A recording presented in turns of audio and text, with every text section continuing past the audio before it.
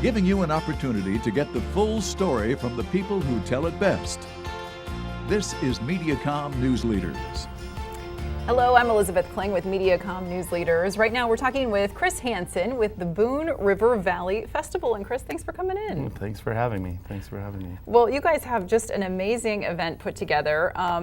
This is the second year for this, and tell us a little bit about how this festival got started last year initially. What was the idea behind it? Sure. So there was a group of us that started talking. There used to be an activity called Arts in the Park at Boone that was done during the Pufferbilly Days festival. And we wanted to do something for our community, just kind of celebrate being outdoors and just celebrating what all we've been blessed with in the Boone area as far as geography, outdoor activities. And one of the things that came from that conversation is, well, why don't we bring back Arts in the Park? And while we're at it, let's look at doing maybe a concert, and let's do this catfishing tournament.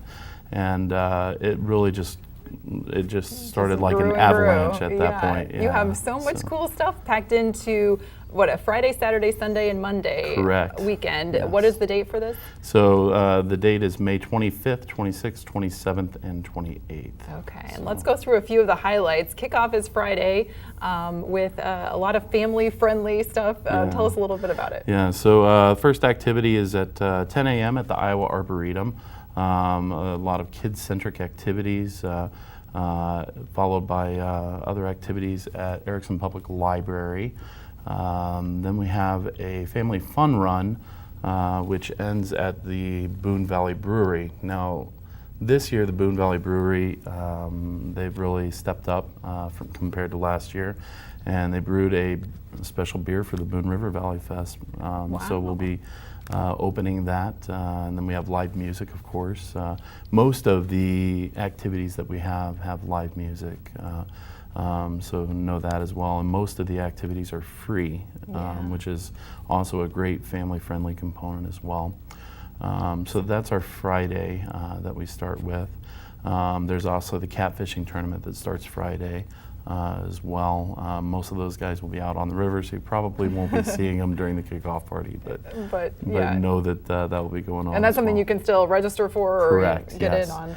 Yes, so what I would say to that is ideally register earlier than later, although last year we had probably a dozen boats that ended up late registering the day of, which makes it a little bit more challenging as far as some of the logistics. But. Yeah.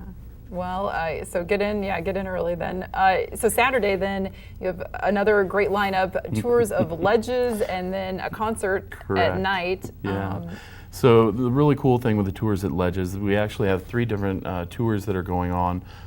We have ISU, Iowa State Extension, also involved with that as well. We have some learning about geocaching and some discussion about different geology as well that's present there.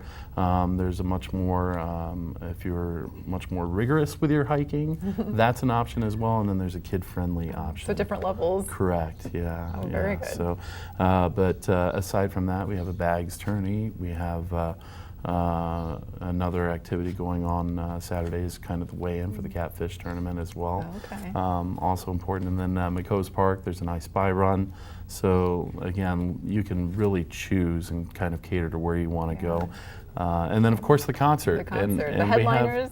We have a huge concert going on. So we have 3 national acts. We have Low Cash, John Michael Montgomery, High Valley, and we have our opener, Tyler Richton, the High Bank Boys, a local group that actually won the Iowa State Fair NASHX competition last year. So. And that's something people need to get tickets for ahead of time. Yeah, an event like this, even though we're all volunteering, our overhead's low, it still does cost money for that. So that's the one thing that we have to say, well, we're going to have to charge for. So if people would like to get tickets for that, how do they go about doing it? So our ticket vendor is ShowClicks, but if you go to BooneRiverValleyFestival.com, I would suggest doing it there just so you can see some of the programming. some of the camping that's available, hotel accommodations, etc., and also get the schedule of events. I mean, that's huge. One of our sponsors, if I can do a shameless plug here, Casey's, they actually will be having programs on their counters through Boone and Ames. So you can have your own, if you don't like going on the web, your own paper copy of it. Pick and choose where you want to be. Correct, A full weekend of events. Well, the website again, BooneRiverValleyFestival.com. It sounds like a great time. And Chris, thanks so much for coming in. Thank you. We've been talking with Chris Hanson with the Boone River Valley Festival. Join us next time here on Mediacom News Leaders.